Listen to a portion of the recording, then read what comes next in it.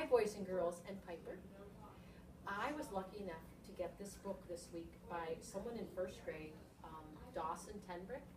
He brought this in for our birthday book, and I just fell in love with it. It's called The Bear and the Piano by David Litchfield. Bear and the Piano. One day in the forest, a young bear cub found something he'd never seen before. What could this strange thing be, he thought. Shyly, he touched it with his stubby paws. Plunk! The strange thing made an awful sound. So the bear left. But the next day he came back, and the day after that too. And for days and weeks and months and years, until eventually, does anybody tell by the pictures that you can tell that the days are going by? What do you see? He's getting bigger. Different seasons by the leaves. Very good. The sounds that came from the strange thing were beautiful, and the bear had grown big and strong and grisly. When the bear played, he felt so happy. The sounds took him away from the forest, and he dreamed of strange and wonderful lands. It wasn't long before the other bears in the forest were drawn to the clearing. Every night, a crowd gathered to listen to the magical melodies coming from the bear and the strange thing. Then one night, a girl and her father came across the clearing. They told the bear that the strange thing was a piano, and the sounds it made were music. Come to the city with us, they said. There's lots of music there.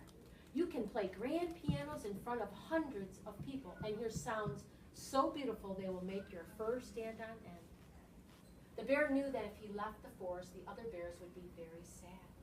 He's got a tough decision to make. Who wants to raise a hand and take a guess of what decision he's going to make?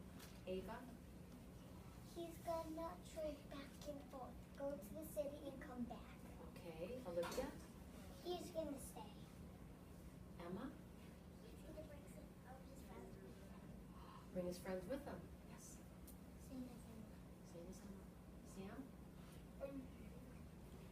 I think he'll stay. He'll stay. But he longed to explore the world beyond the woods, to hear more wonderful music, and to play bigger and better than before. And before long, I love this illustration. How beautiful that is. That took a lot of time and talent. The bear's name was up in big, bright lights in the big, bright city. I think it's New York. Looks like New York. He played sold-out concerts in giant theaters. Raise a quiet hand if you've ever been to a big theater like that for anything that you can think of. Movie. It's really cool, huh? I've been in one. Every night he performed with such passion. What do you think that means if you have passion for something? What do you think it means? It's like talent. Talent? What else do you think it means? I think they were John's. You just, You just do it. you do it because you Love love it. it. Yep. With such grace, to wild applause and standing ovations and a huge admiration. The bear recorded albums that went platinum. He was interviewed for magazines. He won awards. He met new people every day and created headlines everywhere he went. Can anybody tell me by just looking at this and looking at him, what kind of mood do you think he's in right now? What do you think? Sad? He's sad. I think that. The city was everything he had hoped it would be, but deep down something tugged at the bear's heart. He had fame and awards and all the music in the world, but he missed the forest. He missed his old friends. He missed his home.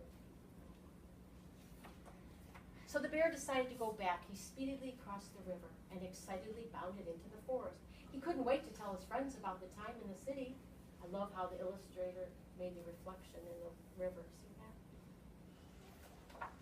But when the bear reached the familiar clearing, it was empty. No piano, no bears, no anything. The bear started to worry that his friends had forgotten him or that they were angry that he had left them behind.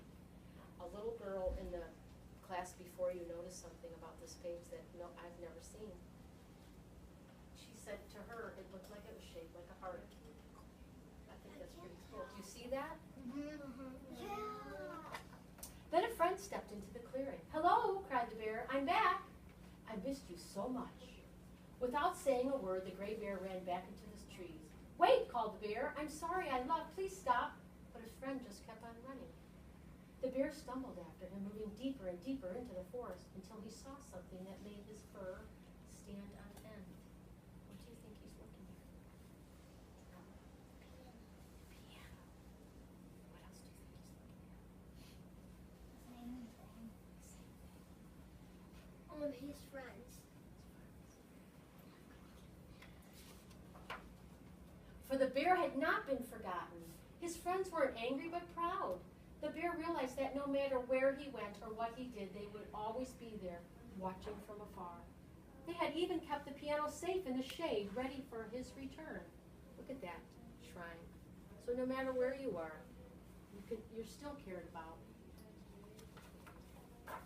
So after the bear had told his friends about his life in the city and the many concerts he had played, he sat down to play one more, this time for the most important audience of all. Everybody, who do you think that is? Who's his most important audience? Everybody can say it. His friends. Yeah. Wow, thank you, great listeners.